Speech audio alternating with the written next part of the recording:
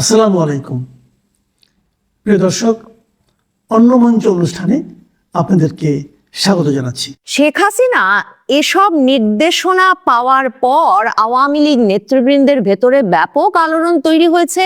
একে, তাদের সভানেত্রীর ভেতরকার আত্মবিশ্বাস তাদের ভেতর সংক্রমিত হয়েছে, আর তাদের কাছে মনে হয়েছে যেহেতু শেখ হাসিনা 5ই আগস্টের পর আগে কখনোই বলেন নাই যে দেশে ফিরে যাওয়ার পরিস্থিতি তৈরি হয়েছে, দেশে ফিরে যাওয়ার মানসিক বাস্তবিক আইনি প্রস্তুতি নেওয়া শুরু করা দরকার, কাজেই এই পরামর্শটি, এই যে শীর্ষ নেতৃবৃন্দের সভায় শেখ হাসিনার এই নির্দেশনাকে অত্যন্ত ইঙ্গিতবাহী বলে এবং ইতিবাচক বলে আওয়ামী লীগের শীর্ষ নেতৃবৃন্দ মনে করছেন। আওয়ামী লীগ সভানেত্রী শেখ হাসিনা 2024 সালের 5ই আগস্টের পর প্রথমবারের মতো তার দলীয় নেতৃবৃন্দের সঙ্গে এক সভায় দলীয় নেতাদেরকে দেশে ফিরে যাওয়ার মানসিক এবং বাস্তবিক প্রস্তুতি গ্রহণ করতে বলেছেন।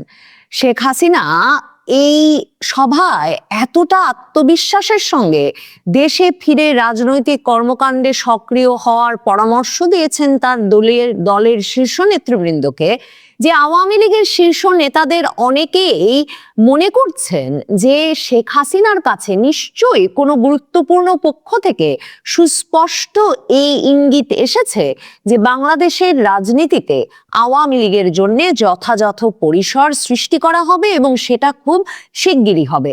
শেখ হাসিনা কতগুলো সুনির্দিষ্ট নির্দেশনা দিয়েছেন বলে ওই সভায় উপস্থিত বিভিন্ন জনের সূত্রে জানা যাচ্ছে।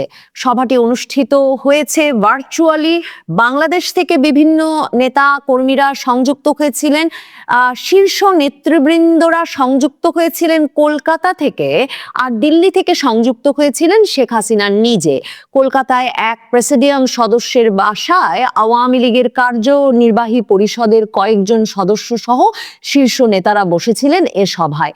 শেখ হাসিনা সেখানে সরাসরি নির্দেশনা দেন যে একদিকে যেমন দেশে যে নেতাকর্মীরা আছেন তাদেরকে সক্রিয় করে তুলতে হবে যাতে সামনেই যে স্থানীয় সরকার নির্বাচন আসছে সে নির্বাচনে আওয়ামী লীগের তরফে তারা অংশ নিতে প্রস্তুত থাকেন। শেখ হাসিনা আওয়ামী লীগের নেতা কর্মীদের বিচারালয়ে আদালতে সক্রিয় ভূমিকা রেখে, মানে আইনি পরামর্শের দিক থেকে সক্রিয় হয়ে জামিনের ব্যবস্থা করা, সেখানে মামলা লড়ার ব্যাপারে সক্রিয় হওয়া এবং নেতা কর্মীদেরকে বিভিন্ন মামলায় যে তারা মাসের পর মাস আটক আছেন সেই আটকাবস্থা থেকে ছাড়িয়ে আনার জন্য নেতাদেরকে সক্রিয় হতে পরামর্শ দিয়েছেন।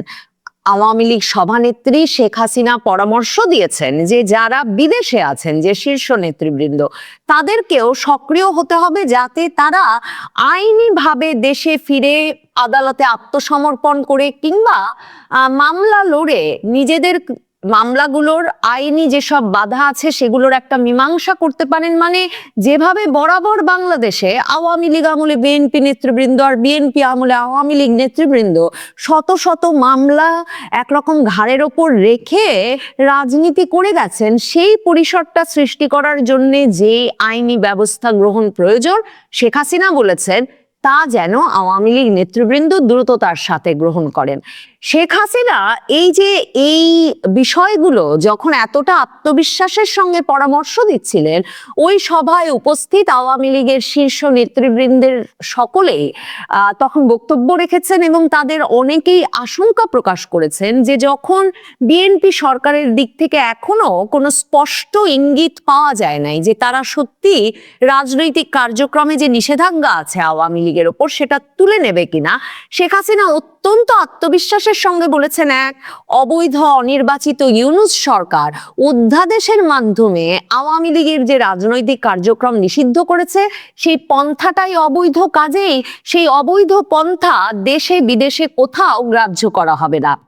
শেখ হাসিনা বলেছেন যে সন্ত্রাস বিরোধী আইনের আওতায় এই যে আওয়ামী লীগের রাজনৈতিক কার্যক্রমের উপর নিষেধাজ্ঞা আরোপ করা হয়েছে, দেশে বিদেশে কোথাও একটি নির্বাচিত সরকার, সেটা বিএনপি সরকার হলেও প্রমাণ করতে পারবে না যে আওয়ামী লীগ দল হিসেবে এমন কোনো সন্ত্রাসবাদী কার্যক্রমে কখনো জড়িত ছিল যে কারণে সন্ত্রাস বিরোধী আইনের আওতায় রাজনৈতিক কার্যক্রম নিষিদ্ধ করে রাখা যায় আওয়ামী লীগের।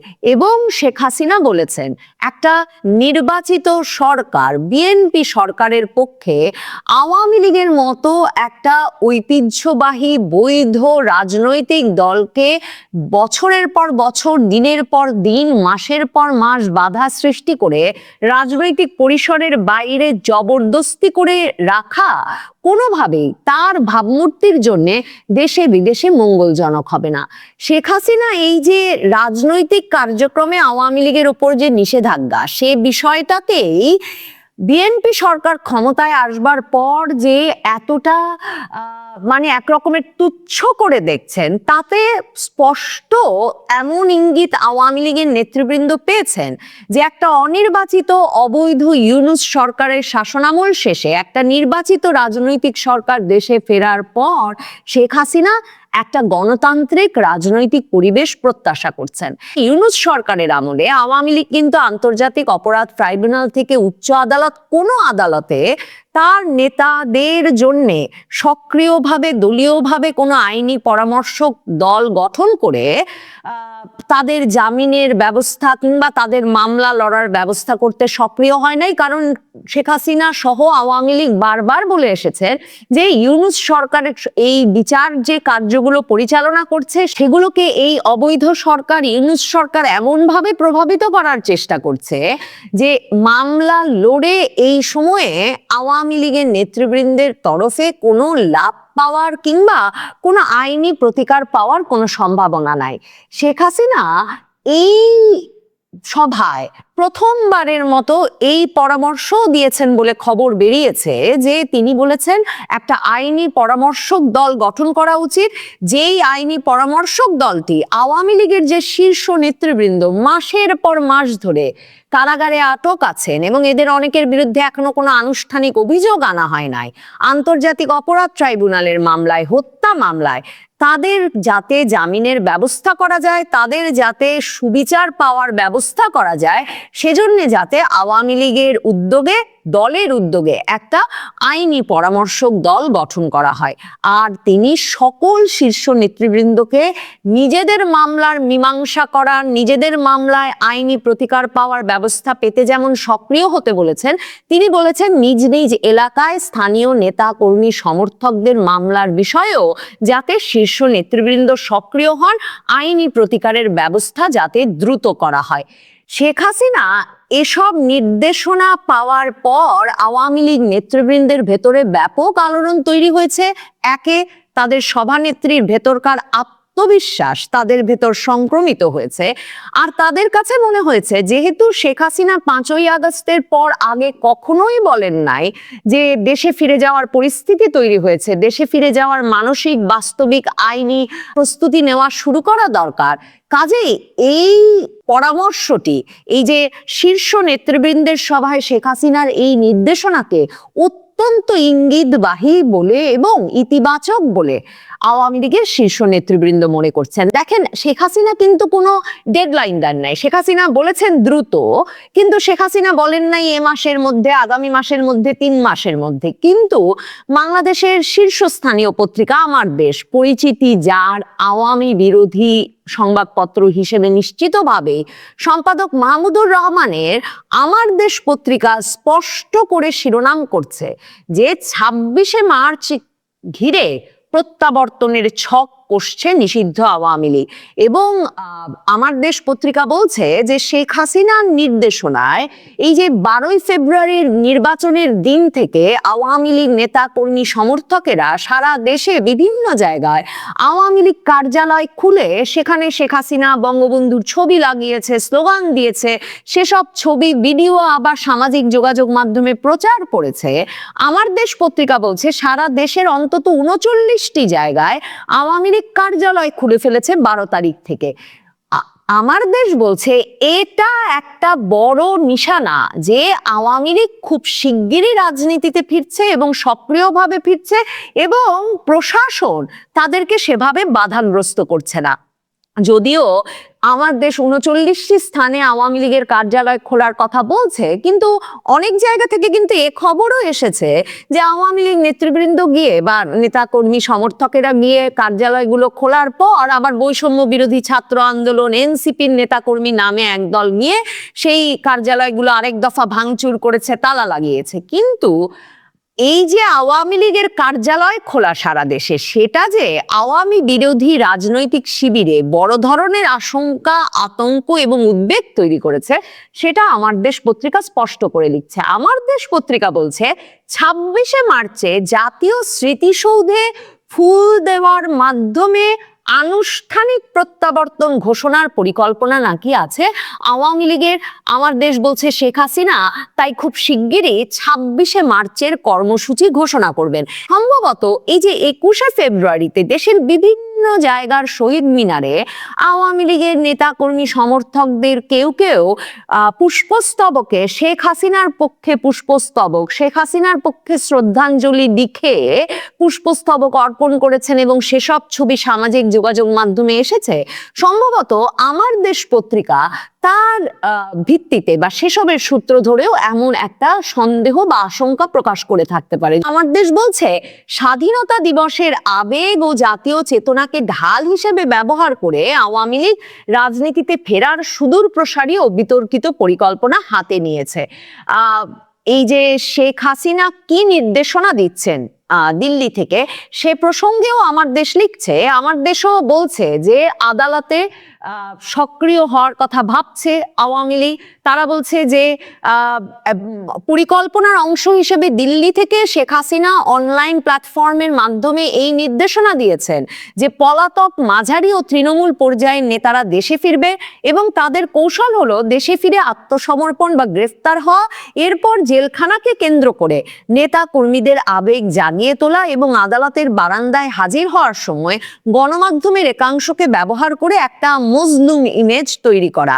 এছাড়া জেলে থাকা নেতাদের ঘিরে নিজ বলয়ের নেতাকর্মীদের উজ্জীবিত করা এবং পরিবারের সদস্যরা নিয়মিত জেলখানায় গিয়ে দেখা করার মাধ্যমে দলীয় যোগাযোগ বাড়ানো। এসব প্রসঙ্গে কিন্তু ওই সভায় কথা হয়েছে। বরিশালের একজন সাবেক সংসদ সদস্য আদালতে গিয়ে আত্মসমর্পণ করেছেন এবং জামিন পেয়েছেন। আওয়ামী লীগের একজন সাবেক নারী সংসদ সদস্য, তিনি কয়েক মাস জেল খাটার পর সম্প্রতি জামিন পেয়েছেন। এই ইঙ্গিতগুলোকে অত্যন্ত ইতিবাচক হিসেবে দেখা হচ্ছে এবং এই আলাপটা হয়েছে যে আওয়ামী লীগের নেতৃবৃন্দকে, শীর্ষ নেতৃবৃন্দকেও দেশে ফিরে আইনিভাবে তাদের বিরুদ্ধে মামলাগুলো মোকাবেলা করতে হবে, যাতে তাদের দেশে থাকার নেতা কর্মী সমর্থকেরা আস্থা পান যে তারা যে জুলুমের মধ্য দিয়ে গেছেন তাদের নেতারাও সেই জুলুমের মধ্য দিয়ে যেতে একরকমের প্রস্তুত। আমার দেশ পত্রিকা বলছে যে বিএনপির উচ্চ পর্যায়ের একাধিক দায়িত্বশীল সূত্রের সঙ্গে যোগাযোগ করেও তারা কিছুতেই জানতে পারে নাই যে বিএনপি আওয়ামী লীগের রাজনৈতিক প্রত্যাবর্তনের বিষয়টিকে কিভাবে দেখছে বা কিভাবে মোকাবেলা করতে চায়। আমার দেশ বলছে যে মনে হয়েছে সরকার এখনো চূড়ান্ত কৌশল নির্ধারণ করতে পারেনি এবং সেই বিষয়টা উদ্বেগজনক। আওয়ামী লীগ বিএনপির এই অবস্থানটিকে এই সময়ে অত্যন্ত ইতিবাচক বলে মনে করছে এবং এই সুযোগটি পূর্ণাঙ্গভাবে কাজে লাগাতে চাইছে। নমস্কার, আমি তরুণ ঘোষ। দর্শক, আপনাদের জ্ঞাতার্থে জানিয়ে রাখি যে গতকালকে এখন বর্তমান সরকারের যিনি পররাষ্ট্রমন্ত্রী খলিলুর রহমান, তিনি আমাদের বিদেশমন্ত্রী ডক্টর এস জয়শঙ্করকে ফোন করেছিলেন তার এই 27 তারিখ ভারতে আসার বিষয়ে। তো বিভিন্ন কথাবার্তার মধ্যে একটা কথা খুব একেবারে ডটেড লাইন বলে দেওয়া হয়েছে যে ভারতের সঙ্গে যে চুক্তিটা হয়েছিল বিএনপির শীর্ষ নেতা তারেক রহমানের, সেখানে 10টি পয়েন্টের মধ্যে একটি পয়েন্ট এটা ছিল যে যত নিরপরাধ আওয়ামী লীগ কর্মী, নেতা, লেখক, শিল্পী, বুদ্ধিজীবী এবং সাধারণ সমর্থক যাদেরকে ফলস মামলা দিয়ে ঢুকিয়ে দেওয়া হয়েছিল তাদেরকে যথাশীঘ্র সম্ভব ছাড়তে হবে। এটা আমি আগের ভিডিওতে কিন্তু বলেছিলাম, আপনাদের স্মরণে আছে কিনা আমি জানি না। তো আর 12 তারিখে ইলেকশন হয়েছে, গতকালকে হচ্ছে 24 তারিখ। ডক্টর জয়শঙ্করের বক্তব্য হলো এই যে 12টা দিন কেটে গেল, এর মধ্যে আপনারা দু চারজন করে ছাড়ছেন, এ খবর আমরা পাচ্ছি।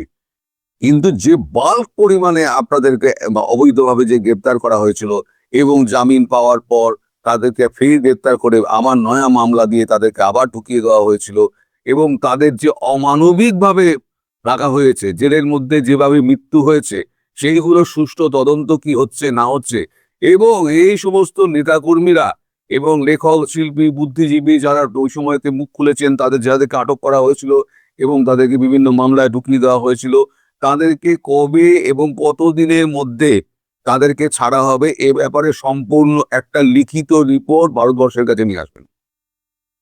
একদম ইনডটেড লাইন বলে দেওয়া হয়েছে। ফলে এই যে জয়শঙ্করজি ওনাকে বলে দিয়েছেন না, এইটা বলে দেওয়াটা হচ্ছে রেড সিগন্যাল, যে যে চুক্তি হয়েছিল সেই চুক্তি অনুযায়ী না চললে তাহলে কিন্তু ভারতবর্ষ শান্তিতে বসতে দেবে না। অনেকগুলো চুক্তি আছে, তার মধ্যে যেটা যেটা মেন চুক্তি, যেটা মানে একটা অংশ যেটা আছে 10টার মধ্যে একটা, সেটা হচ্ছে এইটা। এখন আওয়ামী লীগের দিকে দিকে আস্তে আস্তে ছাড়া পাচ্ছে, এটা ঘটনা। কিন্তু যেভাবে আর কি মানে তুলে নেওয়া হয়েছিল নানান মামলা দিয়ে, ঘরদোর পুড়িয়ে দেওয়া হয়েছিল, তাদের কোনো বিচার হয়নি। আজকে তো 12 দিন কেটে গেছে। সরকারে বসলে একটু সময় লাগে, এটা ঠিক ব্যবস্থা, ঠিক, এটা ঠিক। কিন্তু এই যে 12 দিন গেল, তার মধ্যে কি আইন বিভাগের যারা মন্ত্রিত্বের দায়িত্ব পেয়েছেন সেদিনই দায়িত্ব পেয়েছেন, তারপর দিন যদি যুদ্ধভিত্তিক পরিস্থিতিতে তারা যদি কাজে লাগতেন, কতগুলো মামলা দেওয়া হয়েছে, জামিনযোগ্য মামলা, জামিন অযোগ্য মামলা, দুটোকে আলাদা করতে কতক্ষণ সময় লাগে, কে ক্রিমিনাল নয়, কে কাকে নিরাপরাধ মানুষকে ডবল করে ঢুকিয়ে দেওয়া হয়েছে, কারা কারা মারা গিয়েছেন বিনা চিকিৎসায়, কাদের ওপরে অত্যাচার করা হচ্ছে, কাদের ভয় দেখিয়ে তাদেরকে মানে বাড়ি ঘর ছাড়া করে দেওয়া হয়েছে, এই সমস্ত গুলো আপনার করতে কত সময় লাগতে পারে। অ্যাটলিস্ট আইনের ব্যাপার যেটা আছে সেটা তো খাতায় পত্রে লেখা আছে, যে খাতায় পত্রে যেটা লেখা আছে সেটা সমাধান করতে কত সময় লাগে। কালকে খলিলুর রহমান কিন্তু বেশ ছাড় খেয়েছেন আমাদের জয়শঙ্করের কাছে। জয়শঙ্কর কথা বলেন খুব আস্তে এবং মিষ্টি মিষ্টি করে বলেন, কিন্তু কাঁটার মতো বেঁধে সেগুলো।